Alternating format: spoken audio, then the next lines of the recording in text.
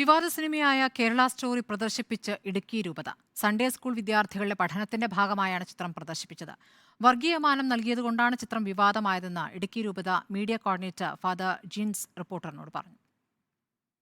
ഈ മാസം 2, 3, 4 തീയതികളിലായി ഇടുക്കി രൂപത സൺഡേ സ്കൂൾ വിദ്യാർത്ഥികൾക്കായി സംഘടിപ്പിച്ച ഇന്റൻസീവ് കോഴ്സിന്റെ ഭാഗമായി 10, 11, 12 ക്ലാസ് വിദ്യാർത്ഥികൾക്കായാണ് വിവാദ ചർച്ചയായി നിലനിൽക്കുന്ന കേരള സ്റ്റോറി പ്രദർശിപ്പിച്ചത്. കുട്ടികൾക്ക് ബോധവൽക്കരണം നൽകുക എന്നത് മാത്രമാണ് ചിത്രം പ്രദർശിപ്പിച്ചതിലൂടെ ഉദ്ദേശിച്ചിട്ടുള്ളൂ എന്നാണ് ഇടുക്കി രൂപത നൽകുന്ന വിശദീകരണം. 10, 11, 12 ക്ലാസ്സിൽ പഠിക്കുന്ന കുട്ടികൾക്ക് വേണ്ടി നമ്മൾ തയ്യാറാക്കിയ ഒരു ടെക്സ്റ്റ് ബുക്ക്, അതിൻ്റെ പ്രധാനപ്പെട്ട കണ്ടന്റ് എന്ന് പറയുന്നത് പ്രണയത്തെക്കുറിച്ചായിരുന്നു.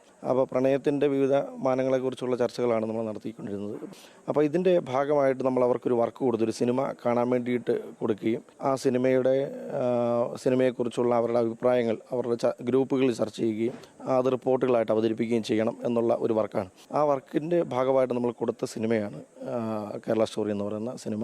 അത് നമ്മൾ ഉദ്ദേശിച്ചത് നമ്മുടെ കുട്ടികൾക്ക് ഒരു അവയർനെസ് കൊടുക്കുക എന്ന് മാത്രമാണ് നമ്മൾ ഉദ്ദേശിച്ചത്. കേരള സ്റ്റോറി എന്ന സിനിമയ്ക്ക് വർഗീയമാനം നൽകുന്നത് കൊണ്ടാണ് വിവാദ ചർച്ചയായി മാറിയതെന്നും ഇടുക്കി രൂപത മീഡിയ കോർഡിനേറ്റർ ഫാദർ ജിൻസ റിപ്പോർട്ടറിനോട് പറഞ്ഞു. സിനിമയെ എതിർത്തത് മറ്റൊരു വശം കൊണ്ടാണെന്ന് എനിക്ക് തോന്നുന്നു. അതിൻ്റെ അകത്തൊരു വർഗീയമാനം കണ്ടുകൊണ്ടാണ് സിനിമയെ എതിർത്തത് എന്നാണ് ഞാൻ വിശ്വസിക്കുന്നത്. അങ്ങനെ ഒരു മതസ്പർദ്ധ ഉണ്ടാക്കാൻ വേണ്ടിയിട്ടുള്ള നിലപാടുകളൊക്കെ ഉണ്ടായി. അതാണ് ചർച്ച കൂടുതലായിട്ട് കേരളത്തിൽ വന്നതെന്ന് മനസ്സിലാക്കുന്നു. ഇടുക്കി രൂപത ചിത്രം പ്രദർശിപ്പിച്ചതിന് തൊട്ടു പിന്നാലെ ദൂരദർശൻ ചാനലിൽ ചിത്രം സംപ്രേഷണം ചെയ്തിരുന്നു. ഇത് വലിയ വിവാദങ്ങൾക്കും ചർച്ചകൾക്കും വഴിയൊരുക്കുകയും ചെയ്തു. റിപ്പോർട്ടർ, ഇടുക്കി.